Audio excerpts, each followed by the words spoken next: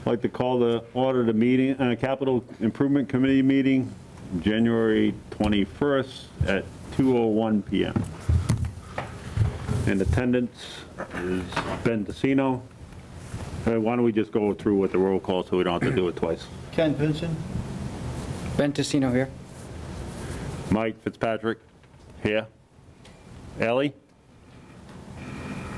Can they hear us? Looks frozen. Me, Yeah. Ellie Chesbro, Shirley? Shirley Mazinski, John? John Colonel, here. And in attendance is Chief Malignano. Miglianico. Yeah, I can never say it. And George, I can't say his last name either. DeGeneva. Okay, I guess we'll start off with the presentation from the police department on their. Thank you, Mr. Chairman. So what we're looking to do is expand on our drone unit program. A couple of years ago, we purchased our first drone. It was a smaller unit. It was something that we wanted to purchase to get us up and running. We work with the Semlec drone unit, which is the Central Mass Regional Unit. We purchased this first drone out of asset forfeiture funds, which is what we have in the police department. It's our share of money that is seized during drug investigations that comes to the department. So if we have a narcotics investigation and we recover $15,000, the state or federal agency gets part of it. If our department members were part of that investigation, we get a percentage of that. So we have an account that we can use specifically for equipment. So we had the money in the account at the time. This drone was a smaller one. It was like a little over $3,000. Even though it's only 2 years old, in 2 years the technology has increased dramatically. So what we're looking to do is to expand it, get a bigger drone with better flight time, better camera, will allow us to stay in the air longer, and it'll give us the opportunity to do different things. As you know, this is Sergeant George DeGeneva. He's our licensed drone pilot. He has a license from the FCC. He was one of the first officers to get on the drone unit, so he put together a little presentation that we can go through, and then we'll be willing to answer any questions that you might have. Thank you. George? I have my presentation on the laptop. Is there any way I can put it up? Is it on your flash drive? Yes, sir, it is. It's just a simple PowerPoint. Is there anything else on that flash drive? No, sir. No, there isn't. There's two presentations. It's the PP, the one that ends in X. It'll say presentation. is anybody else getting a lot of echoing? Turn your mic off. There is an echo when everybody speaks.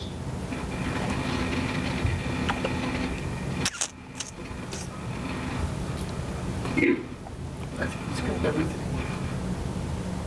Matt, do they need to mute themselves when they're not If you're speaking? not speaking, you need to mute yourself so your speakers don't Great. go to your microphone and cause all that gain. Is that better, John? Yeah, 1 second. I have no ports left. Can you email it to me? Did you hear that, Ellie? If you do, I can just open it from here. You'll figure it out. All right, we're going to get this presentation up in a second. Is there mail on this? You probably just have to go and that. It's still echoing. Turn off your speaker when you're not speaking. Mike. Or your microphone, I'm sorry, your microphone. And If you turn off your speaker, you won't have an echo either. right. How's it now? Is it better? Yeah, I have a couple head Been nods, nodding. so I would say yes.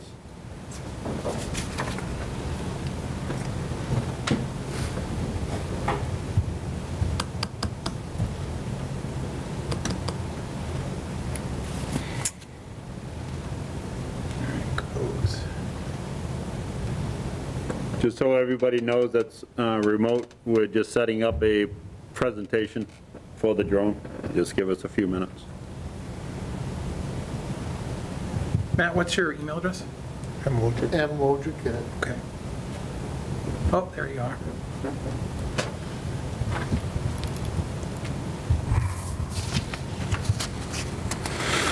Attach this here, and I'll send this, okay, let's see.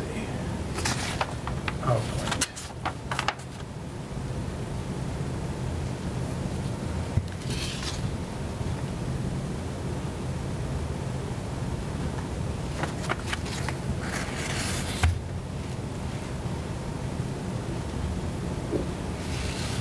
For the record, it's easier to fly a drone than it is To send an email. to send an email. Send it yet? It's still loading. It's 142 meg, so it says it's going to be as the Google Drive link. Oh, you sent it to Google Drive? I sent it through the town's email.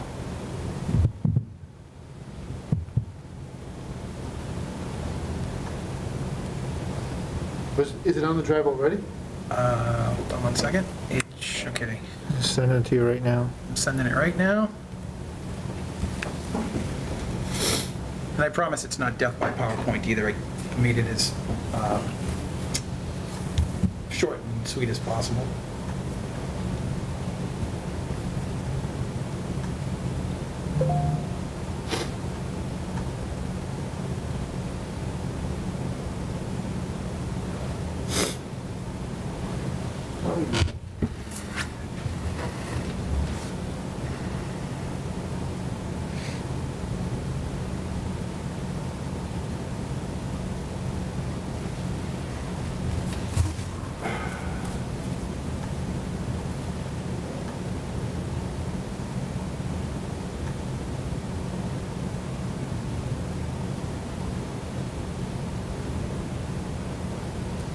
What's so big, the photos? There's actually a 4-minute video.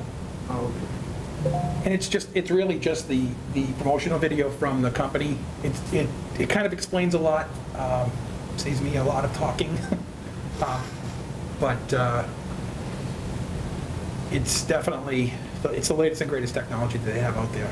And it's adaptable and for future, for the future. All right, almost done. This is a really big file.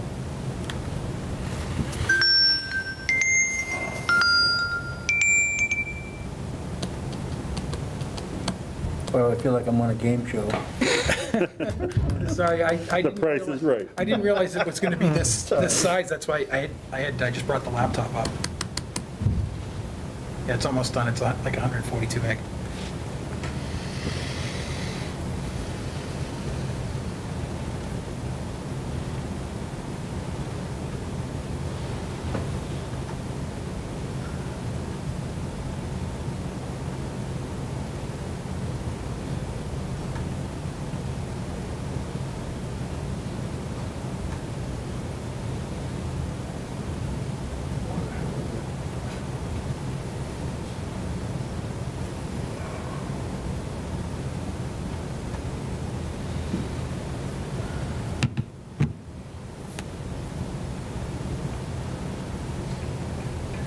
All right, Calvin. I see the front page.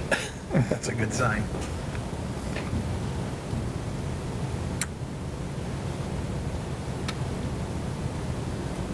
There we go. Just bear with me as I... They don't have the pilot's picture on that. No, I tried to give a voice. There are some out there though on a call out, so. Bear with me, I'm going to share my screen.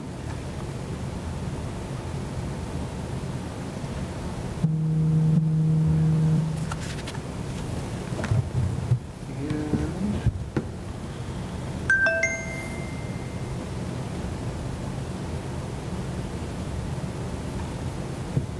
This is way above my technological expertise. all right, can everybody at home see this document? You'll have to unmute yourself. We can't see your head nod heading. They're nodding? No, I have no idea. You'll have to unmute yourself and answer, because right now we're looking at the screen.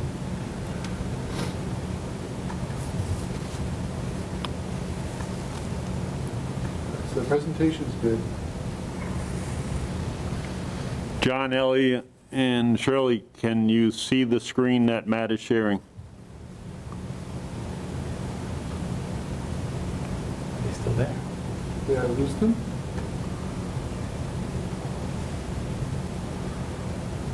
You idiot.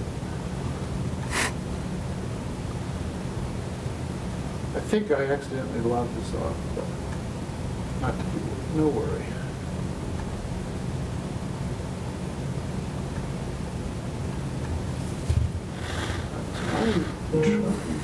Everybody's still here? Yep, Yeah. yep, good. Share my screen.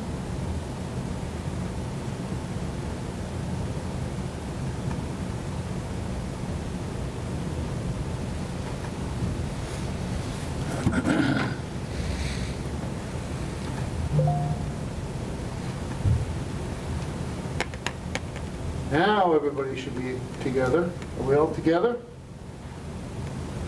Somebody? Unmute yourself.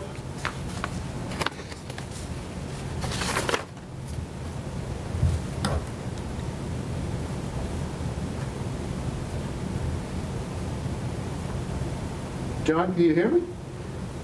I can hear you, man. All right, can you, when I switch over to the presentation, can you see it?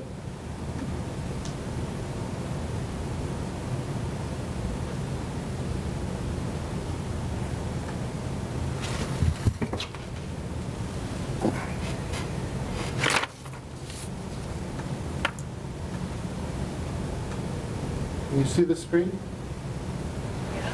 Can you see the screen that? John shook his head no. That Matt is sharing with the drone? No, you can't? Nope. I'm sorry. Okay, This is getting a little- stick with me for a minute. We're having some technical difficulties. It shouldn't be. It shouldn't be this hard. George's fault. No, I was talking to Matt. I couldn't let the secret out that it's George's fault, so you didn't hear that.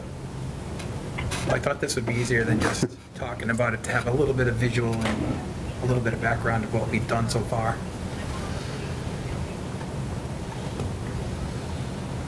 Yep.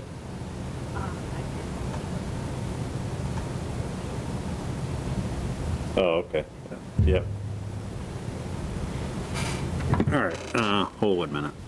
Is there anything else that we can talk about on the drone while Matt's doing that, or would that be helpful? And Okay, well, they can't see the, yeah, so what we did is we, you can hear George, we're correct? probably this, Okay, all right. I'm gonna let you go. Yep, bye. Bye. I would say conservatively, we're probably one of, when we started this project a couple of years ago, we were probably one of the first 10 departments in the state to even have an operational drone program. And we were the second department in Central Mass to have an operational drone program. Behind Oxford PD, it was kind of their brainchild. Yeah, So what SEMLEC is for agencies, small agencies that don't have the manpower or the resources, they just combine. So they have a regional SWAT team, a regional motorcycle team, regional crash reconstruction, and now the regional drone team. So Yep. we're able to share resources. In the unit so far is Oxford, us, Uxbridge, Auburn, Leicester. There's some other departments still trying to get on. Grafton is part of it. So anytime there's an incident, we can all, we send a page out, people go out, and we can share resources. Again, we started with this drone. I have roughly 25 minutes flight time. Then the drone has to come back, change out batteries. And on the front of this, you can see, is a very small camera. It's the size of like say a household ice cube tray. So it's limited as far as zoom capabilities and very limited for FLIR capability. It does work. I think I have some photos in the presentation that show, it does show heat. So being able to use it in that capacity, it helps, it helps us. When we had our protest in town at the Common, we reached out to the other agencies, and they came in, so we could be, have 1 or 2 drones in the sky. And it's good because we could monitor traffic. We could, see what was going on at the protest just to make sure nothing was, getting out of hand. And we did the same thing. We assisted other agencies in the area when they had their protest. But it's more than just for police use. In this slide, I have some photos. I was here one Saturday afternoon. Mendon Fire Tower called and said that they spotted a fire in our town. It was triangulated with, I think, the Charlton Tower, where it was in such a wooded area, the fire department, everybody's out, couldn't find this fire on the ground. John called me up. We put the drone up, within a few minutes. We were able to locate, the fire, and it was found off of Fairbanks Court. Again, with this, I'm limited with how far it can fly away from the controller. This new unit, again, twice the flight time, can fly up to 15 kilometers away from the controller. Yep. It also has the capability to be flown with another controller. And it's not just our agency. Again, we use it for fire. We used it during the mock crash we have up at the high school, so we were able to video that event. And it's also good for training, so the fire department goes out and does a training. Yeah. It can be videoed from above, from the side, to see this is how we work when we go into a fire. With the thermal capabilities, they have the thermal equipment as well on the ground, but this can be done from the sky. Yeah. Not only for the fire department, I understand there's a lot of large buildings that are going to be going up. It can be used in that department as well, as far as if they want to survey the land that can't be got too easy, to see how the construction project's going. Getting an overhead view completely changes, what you're looking at on the ground. I do have some pictures in here from various accidents we've had in town. And when you take a picture on the ground of an accident scene, and then you take a picture of above, you can see the entire scene develop. You almost don't even need to write a story. You can see what happened. The other thing is, this is very limited with what we can do because it's so small. It's great because it deploys quick, but it's not without its limitations. The other thing is, on a day like this, I can't fly. So the other one does have limited, I can fly in some inclement weather. Like George said, we use it for a lot of things, especially most recently crash reconstructions. One of the things we did is we went over and we helped Sutton on a case. It was a hit and run fatal accident, and we were actually able to, with the reconstructionist, we were able to put the drone at the level of the windshield of the vehicle and run it across the path of the vehicle and the pedestrian that was hit. And we were able to provide a video of the actual sight line that the operator of that vehicle should have seen. Correct. So, and we used it for our own crashes. Again, the aerial photos, the photos that you get from the ground are great, but when you're looking at it from, up in the air and down, it gives you a whole new perspective. With the FLIR camera, it gives us the opportunity to, it picks up heat. So it's almost like having your own air wing. Literally, it can pick up and do things that a helicopter could do in a short amount of time. And as far as upkeep and maintenance, most everything is just software upgrades, and unless the dreaded C word, unless you have if you have an accident and you crash it, there may be some repair. But this hasn't cost anything other than, the purchase price. It's like $5 for every 3 years for registration through the FAA. My license, I just renewed my license. It was under $100 for every couple of years. So, plus having the license to be licensed through the FAA, our insurance rates are lower too because we do carry insurance in case something happens. Yeah. It's like anything else. It's a vehicle. It's an air vehicle. Now, So. can you get replacement insurance on that? Yes, yes, Yeah. and we do have. The reason why I ask is my son has a drone and he had a thought of going under a bridge and it didn't quite work out, so. Yeah, there They are actually, replaced it there are now. companies out there that specifically, work for Right. unmanned aerial vehicles. Yep. And again, it can be used in any, in any department, just, hey, let me know, and, let the chiefs know, and I'll be more than happy to go out and fly. Yeah, I have a couple questions, but I want to see if anybody else has any questions before I start asking any. Anybody on remotely have any questions on the drone? John? I just have a comment. George did help us find a couple of brush fires this past fall, summer. I think it's a great tool to have. Saved us a lot of work, groundwork. So, and with the big state forest, I think it's a good asset to have. That's all I have. Thank you, John. Ellie, were you waving your hand?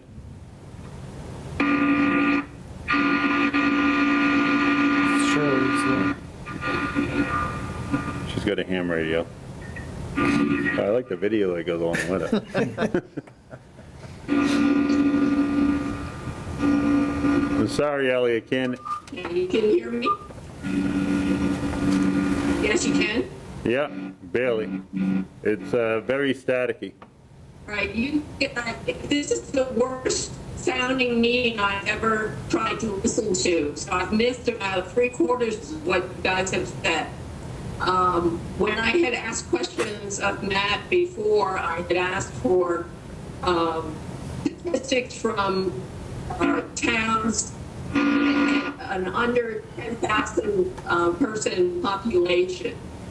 And there wasn't really an answer given to me for that. So I'm curious of how many towns with populations under 10,000 in Massachusetts have drones. And also I'm curious about how often it's used by the police department, not other departments, but the police department.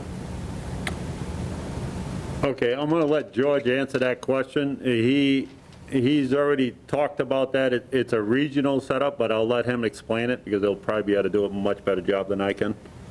It's really, as far as how many towns have them under 10,000 people, I don't really have the statistics on that. As far as the use, our use, it's been very limited this time of year, other than training. I do have a training area set up around the high school in that area, about a 2-mile radius that I have set up. If you go on any sectional chart for the country for aircrafts, you can see there'll be a little purple circle, and that's our training area. But it really depends on what the need may be, whether it be whether fleeing suspects. Or we just used it for the tractor. The last time I used it for, let's say, official was the tractor trailer rollover on Webster Street. Really gave us a good overview. It was used for crash reconstruction there. We did have a tractor trailer crash on Main Street. Like John said, we used it we used it for to search for some brush fires this year. So a lot of it has been used in town for accident reconstruction. We did use it during the protest. When was that? The summer we used it during the protest, just for overwatch. But this isn't something, we're not looking in people's windows. That's not what this is designed for. It can't be used for that anyway. Legally, it can't be used for that, and that's not how it doesn't work. You can't peek in somebody's windows or see where people are through homes. That's not what it's designed for. It doesn't work like that.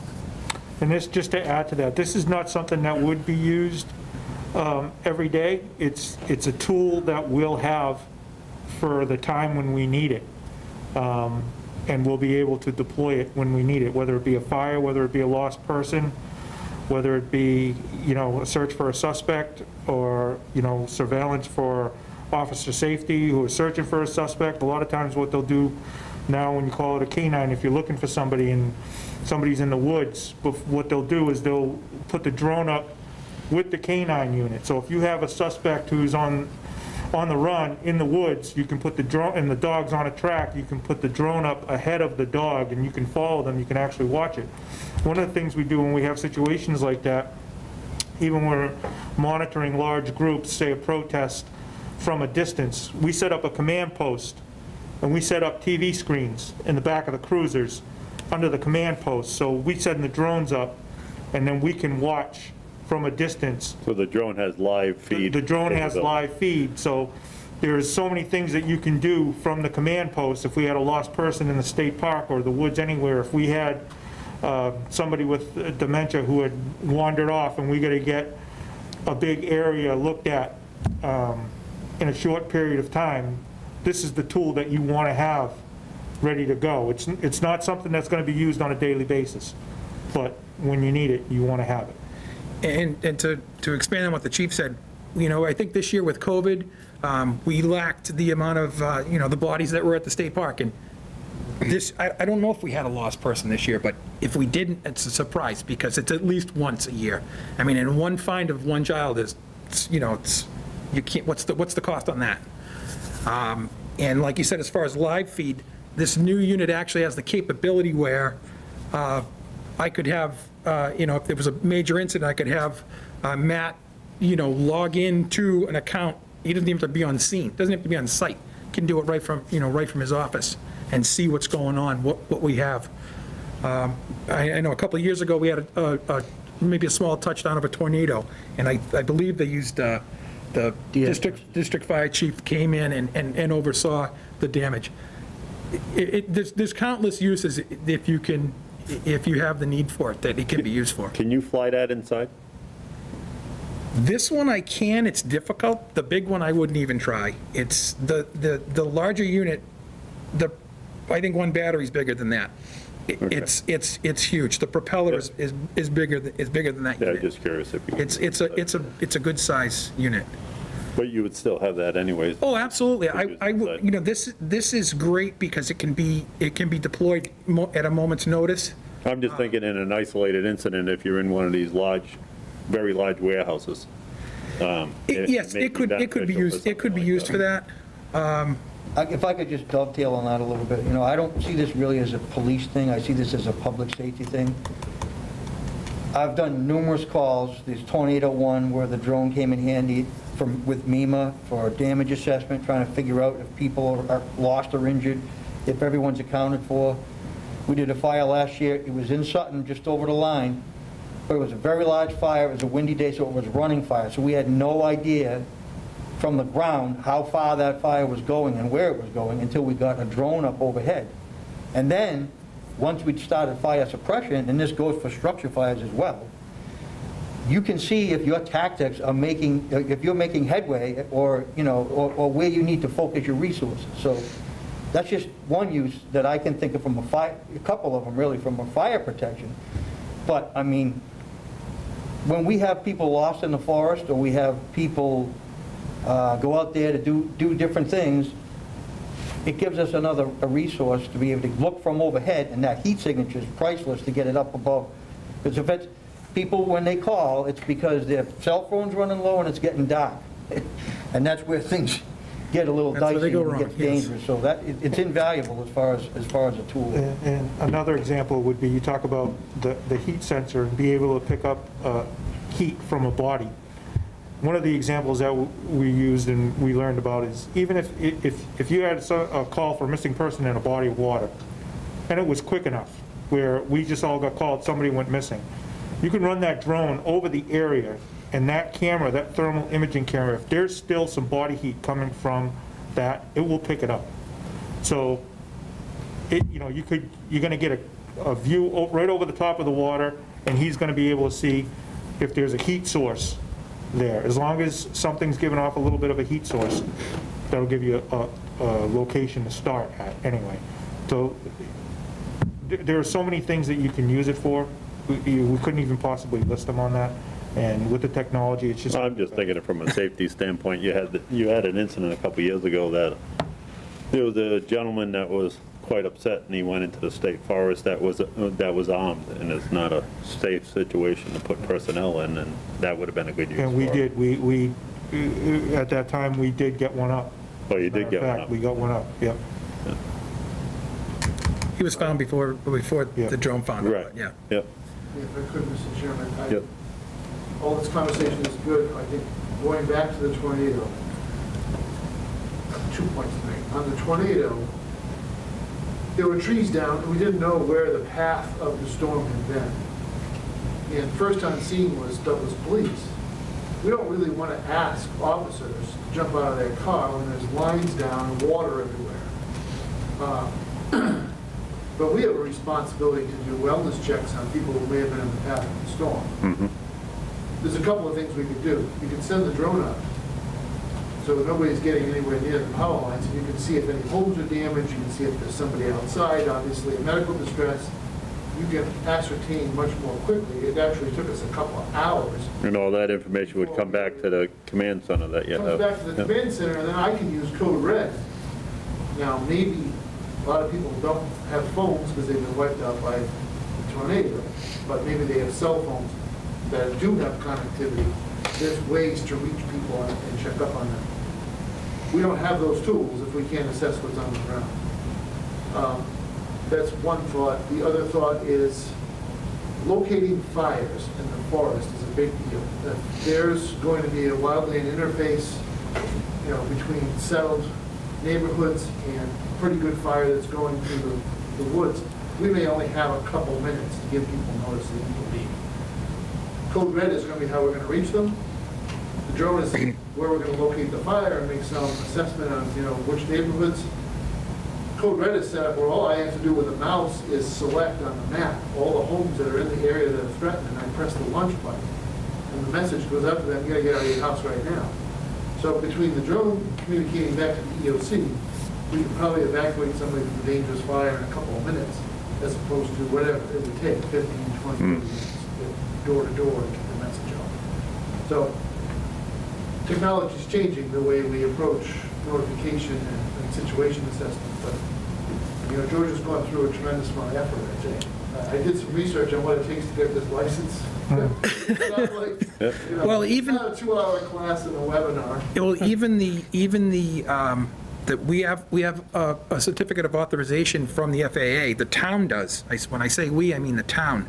And if it wasn't for the due diligence of a lot of people upstairs working on getting through the right channels and talking to, government agencies to get that paperwork. But, I file a report once a month with the FAA, every month, whether I fly or not. They want to know what's going on. So, yeah, you're right. There's a lot that goes into it. I got the license. I take it seriously. And, we're out there doing the best work we can as safely as we can. And as far as wildland fires, locating the fire is the first step. If they can give us ways to give us better access than others from the sky, that's another asset that just makes things a lot more safe. You're not climbing over ledges and stuff. You're going, you find a fire road or another road, a way to come in that's not always, it doesn't just jump out at you and say, here, the signs are this way. We had a fire like that this past fall, up off of 146, and it took us a couple hours to get to it because we just couldn't find it, number one. And then the second was, how do we get stuff in there to actually, fight this fire? What are our options on funding for this drone? Chief? One of the funding sources that we spoke about was the account for the state park. There's an account that's been set up. The town gets, I believe, $1 a car. It's been accumulating for the past couple of years. I think that would be a good source for it if we can tap into that, simply because probably half, if not more than half, of the uses that we would use this drone for are probably going to take place above that state park area. I mean, it's a given on a good year where, people are out and about, there's missing people in the water. I mean, you'll get those calls on a regular basis. Thank goodness 9 times out of 10, it's just they're not actually in the water and they're found, it's usually a false alarm, but, you know, you're gonna get those calls, you're gonna get lost people in the woods, we're gonna get lost hikers, we had people on ATVs that get lost, we have people who ride horses all the time that have accidents with the animals, Hunters. hunters, so it's numerous, but, I mean, The jump and runs from your pullovers, there was one in my backyard one night. yeah, you have those too. So I don't know, that would be my recommendation Yep. if it's possible to tap into that. Yeah. Like I said, I think that would be a perfect source for it, and we, you know, the state park people would be, you know, getting some of our resources Yeah. on their dime. Gene, on that account, is there a specific things that you can use it for, or is it just an account for the town? Public safety. Public safety? Use of public safety. There's about $61,000 in that account now. We have not utilized it yet. Yeah. We would need to submit a plan to the state that would come from the town administrator. And it's, from my conversation with them, it's a pretty quick turnaround. We can make the purchase and then seek reimbursement. And this falls in that, the parameters of that? This Yes. falls within Yep. the parameters. Yeah, I'm just trying to ask the question so everybody understands. Mr. Chairman, I think this account is available to the town without further appropriation. Correct. This isn't really the capital committee making a recommendation to town meeting. You're making a recommendation to the board of selectmen. Mm-hmm. But it's the same thing. It's a source of funding for a capital item. So I think since you are a creature of the board of selectmen, that's the way it should go. You should make a recommendation whether you think it's justified or not, whether the funding source is appropriate or not. The board will authorize me to sign it. It's a grant document that we sign, and it's something we're very familiar with. We sign grant documents all the time. Yep. So you brought up a question for me, is because in that scenario that it goes to the Board of Selectmen, they make a recommendation to them, and they go forward in purchasing this, and it's not going to town meeting. Is this something that we do separate from town meeting items? You do it whenever you. Well, so we could, if we get to the point where we vote in favor of recommending this, this would just move forward to the Board of Selectmen, and that process would start? That's correct. That money And is there. it potentially could be ahead of the town meeting? Yes. Okay. Does anybody have any questions? Shirley? You're muted. Can you hear me? Yes, I can now, go ahead. All right. Everybody's speech is being like duplicated. But I have a question for the chief or George. George, are you going to be the only one that has license, or are you training someone else? I'm trying to get somebody else interested. It is an awful lot. It's been an awful lot of work. We actually have an officer that's in the academy right now that prior to him going, he expressed interest in it. So I'm hoping that when he gets out, I can train him as well, to have somebody else. I do have some ground support. I do have some ground support people in town that are familiar with what's going on. And so when this officer gets out of the academy and he's on the road, I hope to bring him along with this. And again, just, Shirley, can you hear me? So also, we're part of the Semlec Regional Unit. So if we have an incident in town, we're going to deploy George. George is going to be the first one there. But the call goes out to the regional unit. So they know there's an incident in Douglas. Same thing with George. If something happened in Auburn and the call goes out, the page goes out, well, I'm going to allow George to go to Auburn and work with them. We're going to set up a command post. So we're not only going to have our drone, we're going to have 2 other drones with 2 other pilots, 2 other licensed pilots that are on that unit. So we're going to go up and fly, and then they're all going to work together. Like I said, we're going to set up our screens. We're going to be able to see where they are. If our drone's running low on battery, we got to get it back. As we're coming back, the other one's going up. So they all work together, and they train together every month. So it's a great resource for us. I read lips, she said okay. She said, thank she you. said, Okay. thank you. All right, so just a technical note while everybody's, I can mute people if they're creating interference. Okay. Oh, If they okay. want to speak, they need to unmute themselves from their computer at home. So you guys at home, if you want to speak, you need to unmute your microphone, because I can't do that from here. I can shut you off, I can't turn you back on. But that's how all these things work. Yeah. And I think what's happening is, this computer still hasn't been set up to do this. So the cable folks are recording on one set of microphones. This computer is picking up our speech on a different set of microphones, so you're hearing it reverberate. And in Ellie's case, it looks like she's in Vermont. Are you in Vermont, Ellie? Yes, she is, Shirley said. It is, I'm getting pretty It good. is not exactly the Yankee Kingdom isn't the place with the best bandwidth, so I think that's what, you keep breaking up, because I don't think you have enough space on your fiber to take all this video and audio, and that's not anything anybody has. You guys have any We're questions? just asking about echoing stuff, right? Yeah. That's all. Okay. Okay, I agree with Shirley. Thank you. I think everybody exhausted their questions, guys. Okay. Okay.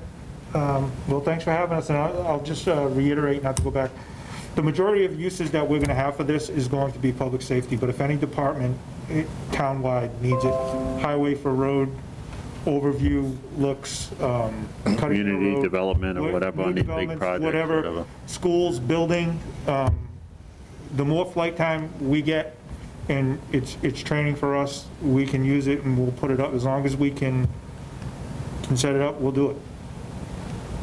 Yep, don't be afraid to call. I'll take any chance to, get more training. I fly on my own. I have a personal one similar to this. I fly on my own to get flight time. And again, like the chief said, we fly once a month. We get together as Sunlight gets together as a group, and we do trainings, in-house training, learn about what's going on, the new technologies, and, we get out and fly, and we fly together as a team, so. Yep.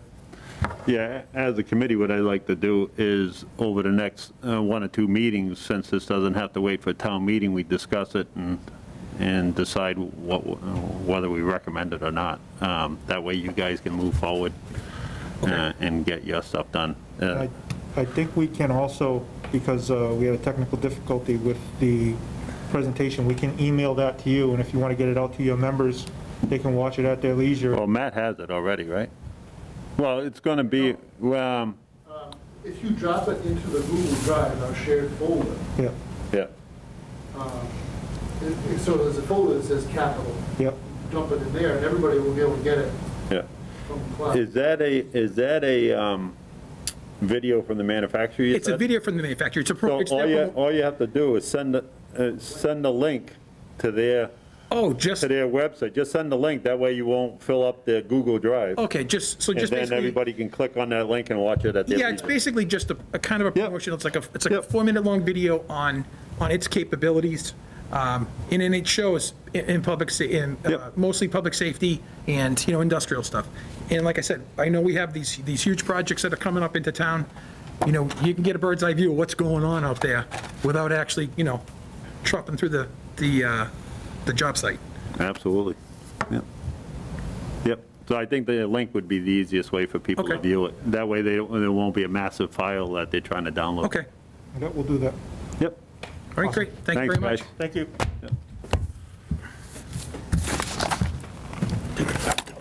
Thank you, sir.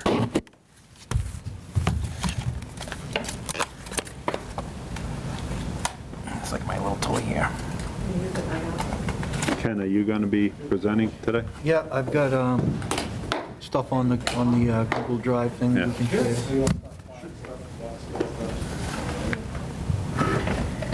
Thanks, guys. Have a good day. Here in my office. The drone. The drone, no, I haven't. Thank you, George. Have a good day.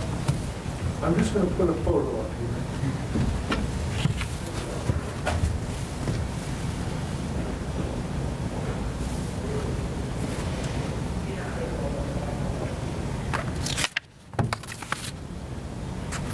Everybody see that photo?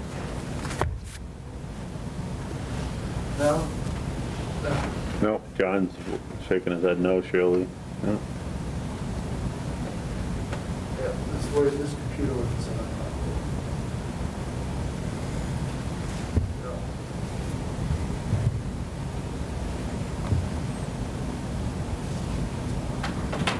Why don't you start speaking, Ken? I'll try to make it work. All right.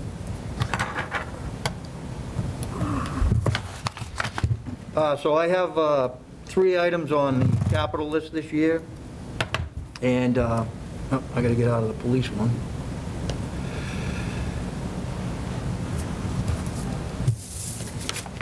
How about now? Can people see it now? You have to say something.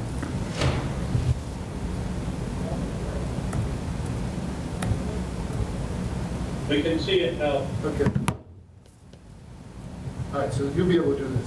Yep. Just tell me where you want to be. Just start with engine 1. If you want to start with that form, and then I'll go to the pictures.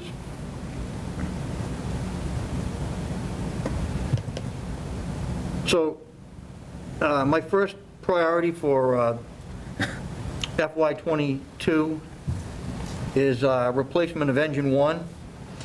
This truck is our first due engine from 1999 when we bought it brand new until 2017 when we acquired a new pumper from KME. It's now a reserve unit. What I mean by reserve unit, just doesn't sit in the back of the station. It actually is second due. It's a second due engine to the fire on our run cards. For example, we had a fire on Glen Street a couple months ago. And we had engine 1 that was on scene. We hadn't established a water supply with a hydrant yet, so engine 3 was on scene. Engine 1 came in as a second due. So if for some reason we lost water or we had a problem with the hydrant, we had water on engine 1 and we had a crew on engine 1. So in that aspect, it's still very important. Normally we would send the ladder out on the second due piece. But because we had no access, because of the woods and all the brush that was around this building, we knew we weren't going to be able to reach the house from the street with the aerial. So in that instance, when they called me and said, what do you want next, I said engine 1, because I knew I had water and a pump that has not failed us in any way. It's been the workhorse pumping mill fires. It's been a number of mill fires over the last 22 years. But it's been mutual aid numerous times, but it's getting to the point where the pump is starting to, it still passes its pump test, but it does leak somewhat when it does pump, and we also have the rear main seal of the engine that is leaking oil, so that's going to be a potential expense at some point as well. So when we get to the picture, I've taken a few pictures of some of the damage. It's not damage that's been a result of accidents or anything like that, but it's just because it's in our first due engine over the last, for almost 20 years, it's gone out in all types of weather. He's looking for a picture. It's gone out in all types of weather. It's been exposed to a lot of road salt, and although we wash the trucks on a regular basis, it has wear. So what we're trying to do, Matt, if you could go to that picture, please, I'd appreciate it. Can everyone see that? That's the picture of the driver's side rear wheels, and you also see the frame of the truck there. And there's a bracket that comes into the from the body of the truck that pulls. That's all starting to rot right there. That white, the white, oh, you can't? No.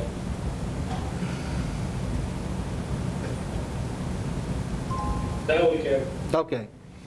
So if you look at the frame there, you can see the rust and the rot that's starting to develop. That bracket comes in from the body, and that's the frame of the truck.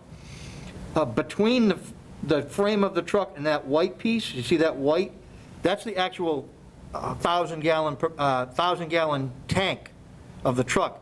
Between that, you see the brackets that go across, and then on top of the frame you see a channel of iron or from metal that runs along the frame, and that's called the frame rail. Those are starting to rot into decay. So the issue that we're worried about is that, you know, this is what we're able to see visibly. What's really the integrity of that? It's starting to cause concern that we could have some type of failure of the frame or the body or something like that. So it's at that point where we want to replace that truck. Matt, if you want, you can go to the next picture. That's a picture of one of the, Matt said to me, why are you showing me the picture of a light? I said, okay, because that light is a halogen light, those I bulbs. thought you were reading my mind. You know, they're 23-year-old technology, the halogen lights, they get real hot, if you go to replace, when you replace them, if you have any oil on your skin, they blow out. So you're constantly replacing bulbs. The technology has changed so that everything is LED now, that uses a lot less voltage and amperage, and they last a lot longer. And quite honestly, they're brighter and you can see a lot easier with them. All right, go ahead, Mike. This is just a side of the step. This is the discharge or the passenger side. This discharge side of the pump, which is the passenger side of the pump. What you see there is a canister that we had bolted onto the truck to carry an extinguisher. That's an extinguisher that slides into that, so it's easy to take out when we're at a fire call. You can see all the rust that's... Say again? Picture did not change. Picture didn't change, Matt. Stayed the same. Wait and see. I don't know what that's not me. Okay. Now we got it. Oh, they got it now. Who knows what that's all about? So anyway, this is the canister that holds our fire extinguisher, our water can fire extinguisher. Then you have the diamond plate. You can see where it's all starting to decay around the base of that, and all the rust on the diamond plate from the years of service. Next one. But I think we're toggling back and forth here on the cable broadcast. I think it might be an issue. So, Can people see it before we start talking? can anyone see that? The picture of the floor and the side of the truck? Yes, we can. Okay. So this is just the same picture of the same thing, just at a different vantage point. You can see the lights underneath, the wires, you know, that we had to crop back up to keep falling down. But what's significant there is the water that's on the floor, okay? The water's supposed to stay in the truck, so we have the water that goes when we get to the fires. It's not supposed to leak out the bottom. We've had that repaired, and they call the packing of the pump. They can make those adjustments. Well, obviously, they're running out of room to make those adjustments, and water is getting by. So there are times when we're leaking water, and the guys have to come in and, you know, top the truck off, so we have the full tank of water.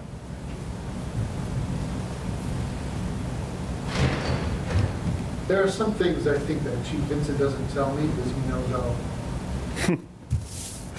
You might have a good I'll point. eat it with dinner. You'll have a, Well, Matt. no, it's not that I'm not telling you. It's that we'll repair You have it. a nickname now? Okay, call it a Matt. We may repair it, and it's good for a I little just while. improvised. Then it wears in again after the pump packing is adjusted and it starts to wear. Then you have water comes by. So it repairs for a while, and after you make the adjustment, and then after a while, you know, that's what you get. And then this is the last picture. I believe it's on the driver's side of the pump. This is the intake side where the pump can be operated from the road. The last truck we bought, the driver of the pump, the pump operator, the driver, is not in the road anymore. We have a pump that you can actually step up onto the truck, so you have a better view of the scene, and you're up out of the way of traffic going by. And I feel it's a safer way to operate, and it gives you more, because you know, if you're working one side of the truck, you can't see if the fire's on the other side of the truck. If you're up top, you can at least see what's going on. But again, it's just emphasizing that we have rust there. Why is that? It's because water drips out and leaking. So again, in my opinion, now is the time. The truck served us well for 22 years. It's time to replace the truck. You saw the form that I started off with. The allocation we would ask for is $600,000. to cover the cost of the truck and any equipment that we need to replace as well. So that's it as far as engine one goes. Anybody have any questions on that? How accurate is that price for the truck at $600,000? The last one we bought where we paid $460. That was back in 2017. I just bumped it up a little to cover any increases that have been. And the one we bought then, we were able to get it at a cheaper price because we bought one that was already on the line. It was already being processed, so it was going to be a demo unit. So we bought it while it was on the line before it was even built, so we were able to get it in time so that we were able to make alterations in the truck before it came off the line, and it was something that we fit. A perfect example is that is engine 3. If you can see on this side, we have an intake valve right there. That's your intake valve where you hook into the hydrant, the hose goes into the hydrant. On the front of engine 3, we also have one on the front of that. So if we get to somewhere, we can back the truck in the driveway and get it off the street and start a drafting operation and keep the road as open as possible. Or we can come right up to a river, edge right up to a river and draft out of the front of the truck so we have better reach to get into the water. So that's an example of one of the alterations that we were able to make, or one of the, I should say, benefits or perks that we were able to put into the truck, and we got it for $460,000 with some equipment that we bought, because we didn't just replace all the old equipment. That's not how we operate. We don't take new stuff and put antiquated equipment on. We start from scratch. Not scratch, we keep good stuff, but there may be things like equipping it with a set of jaws. If we can get it within the price, we'll do that, but it's not set in stone. But we want to have a cushion of able to get some equipment. So, and again, that was one that we bought on the line. We were able to make, so I don't know if we'll have that opportunity again, so I built in a little bit of a cushion there. We did save money last time. I believe we turned some money back, if I remember correctly, but so to that end, are you done? Yeah, with that one, yeah. There's a couple of notes I would make. One is that if you're going to put equipment on this truck, well, if we're looking to buy a cash, I guess it doesn't matter. So last time we used debt. Right? Yeah, we did a debt exclusion, right? Probably shouldn't have put equipment on that one. Mm-hmm. You probably didn't put very much, because you don't want to pay debt on something that doesn't have the same useful life. Right. But in this case, we'd be buying cash, so we wouldn't have that problem, as everybody knows. Can I go back to that water on the floor thing? Is it the pump that's leaking, or is it the tank that's leaking? It's not the tank, it's the pump, the packing around the pump. So you can, it's like cork, and it keeps the spindle turns to get the pump, and it's water gets through, but you can adjust that. And when you do a pump test, you know, they'll make adjustments. If there's water leaking, at one point there was water leaking from that. They adjusted it and it went away. But after a while, it wears in again because it's an old truck. So if... And an old pump. If it's leaking when it's not operating, what happens when you pressurize? You turn the pump on It does about the same thing. It leaks at the same rate? Yeah, about the same rate. Because again, you're forcing it out of the path of least resistance too, you know.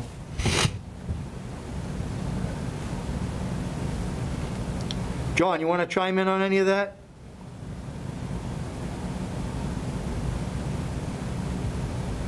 Anybody remote? Pretty good, Chief. Okay. Ellie or Shirley, you have any questions?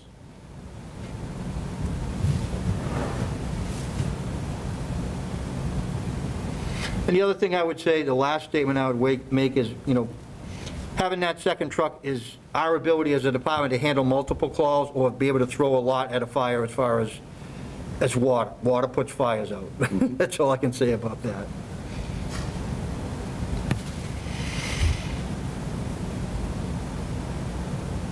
Something you want to go to next? Yeah, why don't you go to car 1?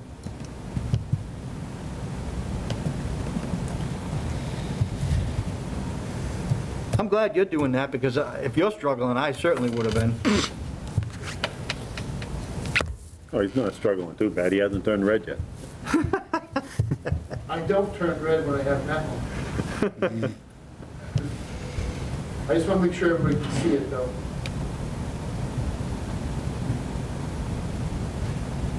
Loading right now. Everybody see this car 1 document? Can you see it, John?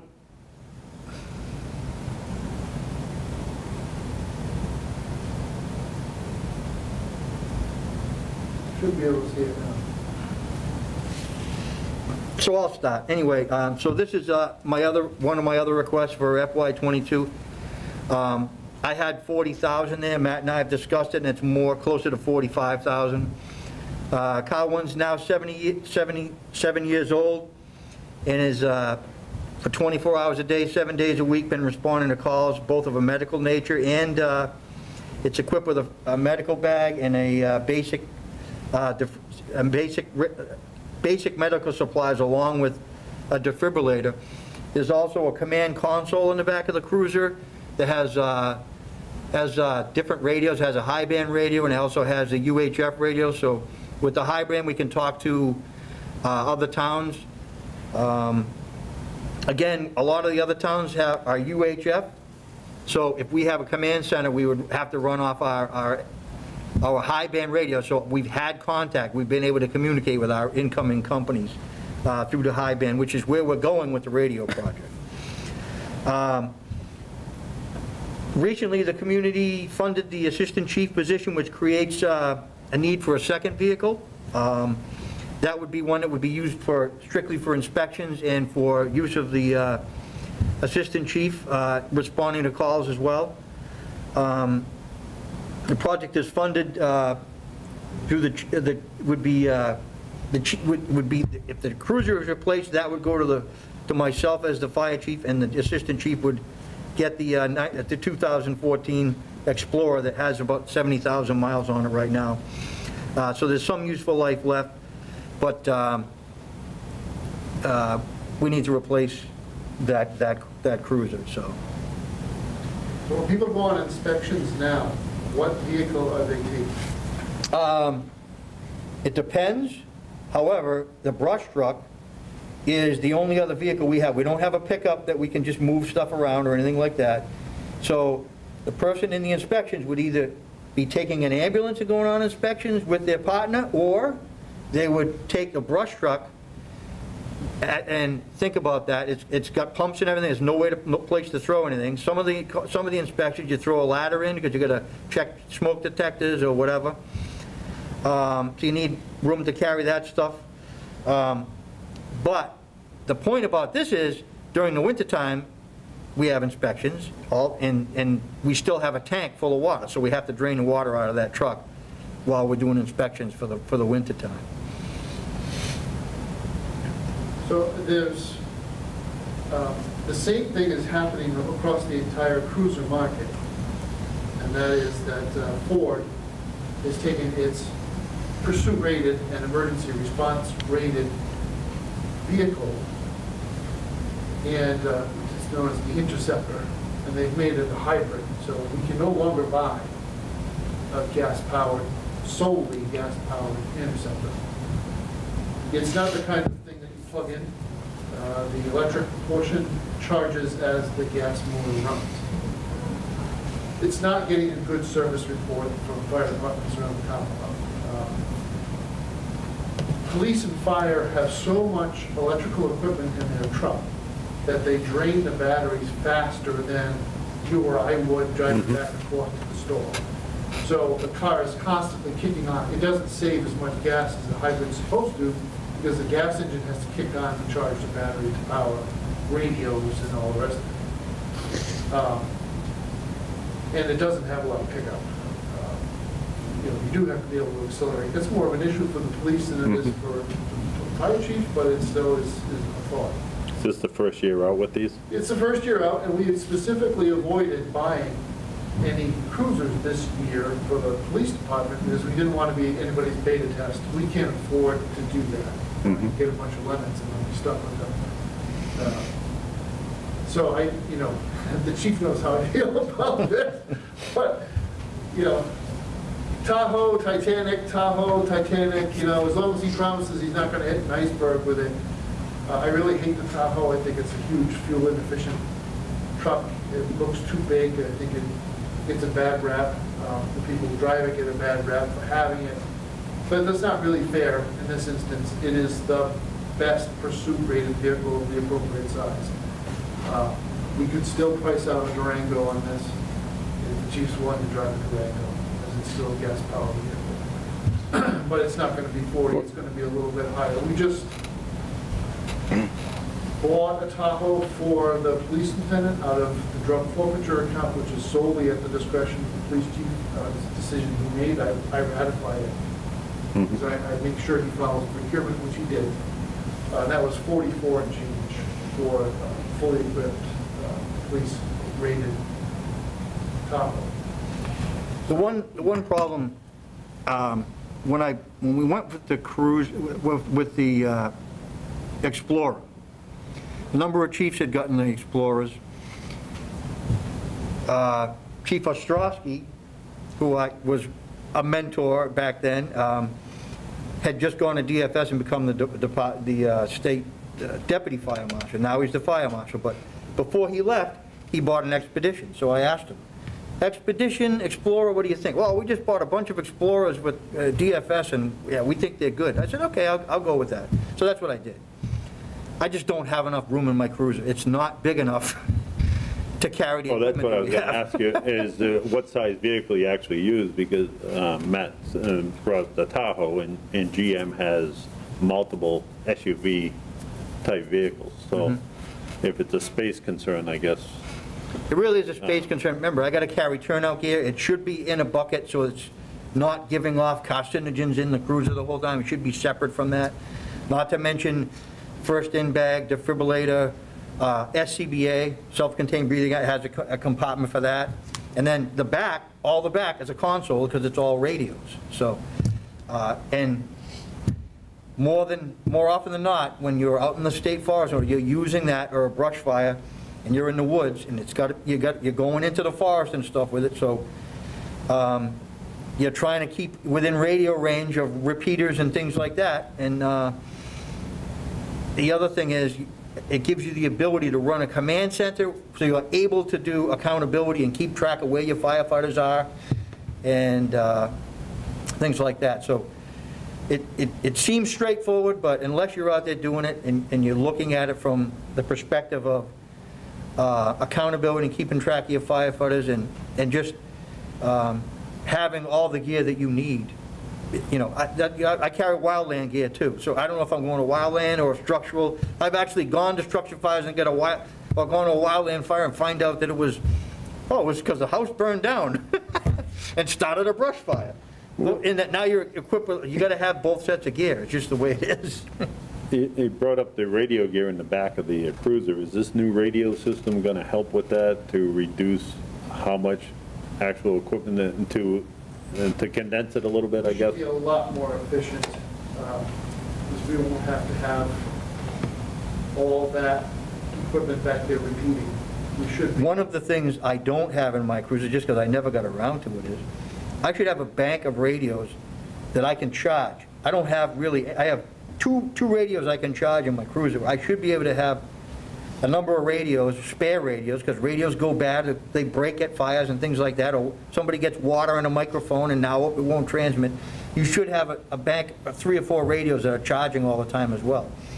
But can you do that in these larger apparatus that you have versus carrying them around in the smaller vehicles? Yeah, you could do that as well. Well, I'm just thinking, if it's going to be used on the site. Usually the radios in the trucks, we have a radio for a riding position. Each seat has a radio next to it. We weren't always at that point. So if you were talking about multiple charging ports, I would think that it may help you if it was in the truck versus, because well, even if you're by yourself, you don't need 10 radios. So. Even where we're at right now, Matt, I mean... Mike. I know, with the mask, it's hard to figure it out. Ben's next to you. Yeah. Even with where we're at right now, I have to buy a new battery every year for my car. It starts to die. If you don't replace it, you know, at the end of the year, you're going out to go start your car to come to work one morning and it's dead. So it gets to that point where, because radios are charging all the time and things like that, so. There's so much in a vehicle like that. So our hope is to expense this in the operating budget Yeah. and not ask capital. But I Yeah. think it's important for you to get the presentation. Yeah. Because if I just can't find a way to do that, I might have to come back. Yep. That's all I have for that. The last one's the AC units.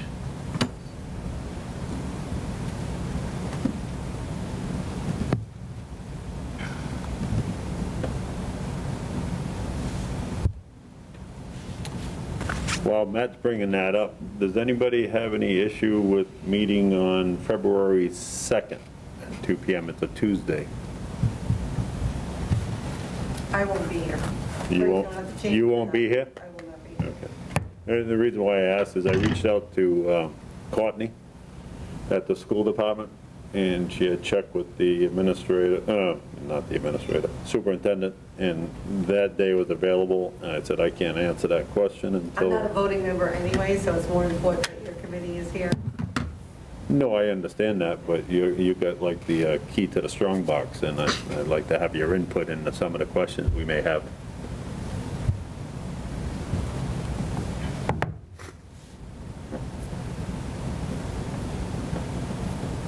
It looks like I'm available. What date?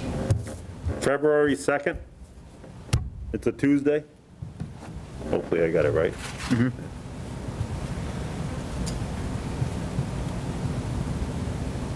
That's okay with me.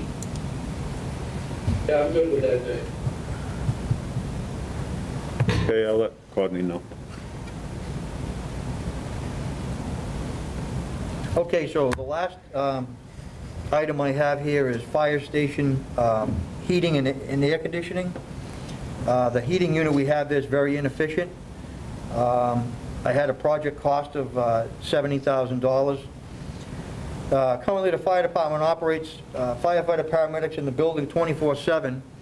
In the wintertime, the use of space heaters is required to maintain warm atmosphere, and the heating system is extremely inefficient. We were burning a lot more fuel. We went to a waterless hot Tank, water heater, yeah. and that's going to help quite a bit. But it doesn't make our boiler give off any more heat in the wintertime. So it's very inefficient. It's been like that from day one. I was there the day the station opened, and it's been, you shut it off for the summer, and it's like, it's a task trying to get the thing to come back on and work right. During the summer months, it's unbelievably hot, and we are required to use roll-away window or air conditioners to attempt to cool the station to a reasonable temperature. These are not healthy conditions for firefighters. They deserve to be comfortable when they're not answering the town's emergencies. Firefighters work in all types of extreme weather, both heat and cold, and the lack of a place to be comfortable when not answering calls makes them susceptible to heat injuries and increase the stress of an already stressful job. So that's really all I have as far as that goes, unless anybody has anything to add to that. Yeah, just a related question. Have we done any kind of a evaluation to the green communities or anything for, it's just through talking with Adam because I'm on the building and facilities, he's pointed out numerous times how you can sit in there and watch the curtains blow from the windows. They came through about 2.5, well, right after you started, right? It's probably 3 years ago. So the firm that came through and did the analysis is the firm we've been using, the town Douglas has been using really before I started here. And I'm looking to make a change, as you know. Because you still have an issue with those windows. I think they Yeah, missed, the I think windows. they missed everything at the fire department. They missed the boiler settings, which were absurd. They missed the use of the boiler for domestic hot water service, which means it runs constantly and it's not being used that much. They missed the air conditioning situation, because room air conditioners are extremely inefficient in the environment they're using them in, which is more open. And they missed the failure of whoever put that roof on to properly insulate the northwest corner of the building. They missed all that, so Right. it's not in our pre-approved project list for expediting through the Green Communities process. I'm looking to change that. Yeah. But I think now we have enough experience working with different things in town from some of your own efforts, Mr. Chairman, here with these windows. We know we have to save a boatload of money over a long period of time. I don't think those windows are even the proper size. I think they were made to fit in the building. They may have been the appropriate price, or somebody didn't think it through, but I actually think they're really loose, and that's why the air blows through it. I mean, when the wind is going 25 knots or better, it sounds like a tin whistle in there. It's absurd. The meeting room is not insulated above, so it's very cold in there. People they'll come in and do shifts, and they'll bring hand warmers and feet warmers because it's that cold in there. Yeah, and I'm sure that you have heating and cooling issues, but if you don't solve those Right. very basic things, Yep. I don't even know how you would size Oh, it. if you look at my capital plan, windows are on it. It would have to, well, the whole building envelope has to be addressed, because in order to size the HVAC equipment properly, you have to take into account of all your insulating values and your space that you're trying to climate control. And if you're leaking that much, you're gonna have to triple the size of the equipment to try to satisfy the area. So you may want to add that into your thing with your heating and cooling to get some of that stuff evaluated. Because I don't think you'll gain much space, gain much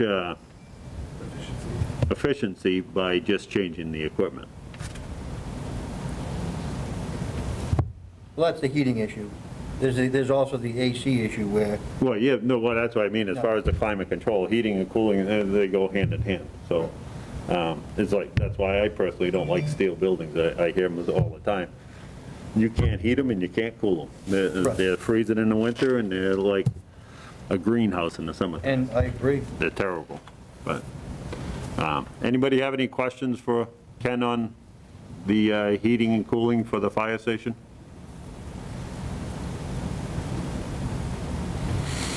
Hey,